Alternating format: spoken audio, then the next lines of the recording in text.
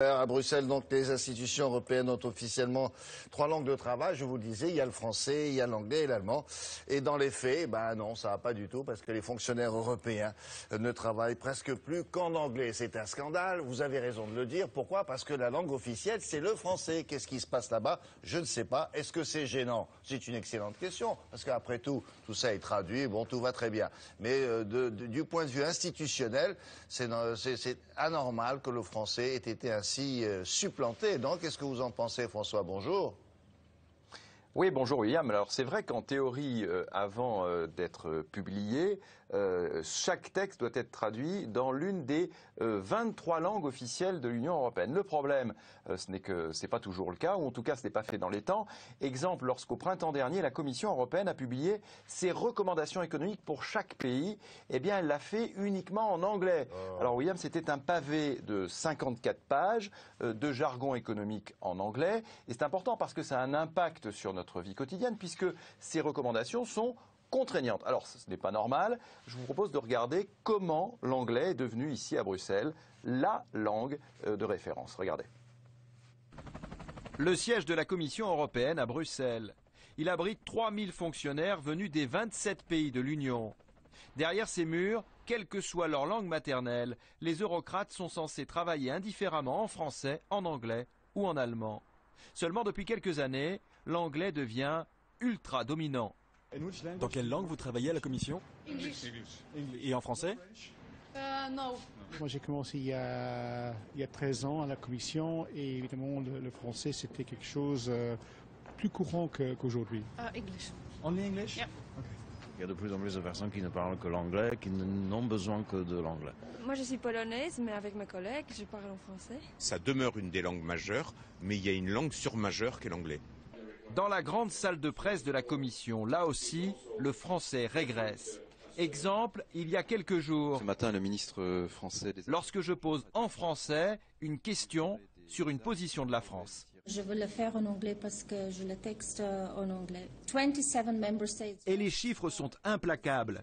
Les textes internes de la Commission sont dorénavant rédigés à 80% en anglais. Le français est passé de 33% il y a 10 ans à moins de 6% aujourd'hui, une quasi-disparition.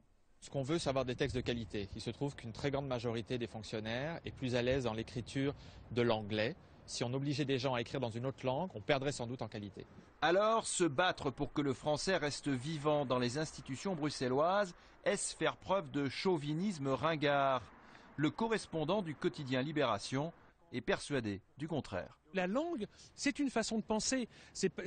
Une langue, c'est quelque chose qui porte des valeurs.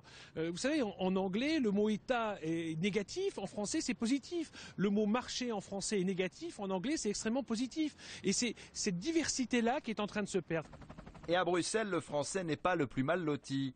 Les autres langues européennes sont encore moins utilisées. Certes, mais si on en revient à la tradition et aux origines, c'est vrai que la langue française était la langue des institutions. Ça n'est plus le cas. Est-ce que la France officiellement fait quelque chose, en dehors de vous, bien sûr, François, je connais votre action, fait pour lutter contre ça? Halte à l'anglophonie.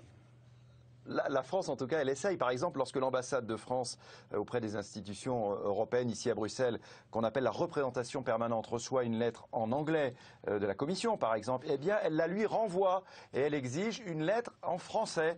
Alors, on peut se dire que c'est une bataille perdue d'avance, bien sûr, parce que l'anglais est la langue dans le monde, c'est vrai, mais la richesse de l'Europe, c'est à mon avis plusieurs langues qui se côtoient, c'est pas seulement le français, je pense évidemment aussi à l'espagnol, à l'allemand, à l'italien. Eh bien, cette richesse, William, elle est en train de disparaître. Oui, mais alors si c'est une richesse que vous venez de dire, c'était le cas, il faut le dire officiellement. Il faut dire maintenant on fait une croix.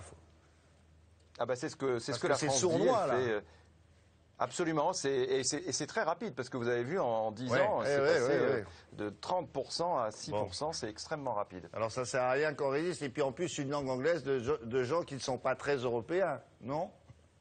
Absolument, et en plus les gens qui parlent anglais ici sont des gens qui ne sont pas natifs, je dirais, anglophones, et c'est souvent, vous savez, ce qu'on appelle du globish, c'est-à-dire une langue anglaise mais basique et qui n'est pas d'un bon niveau.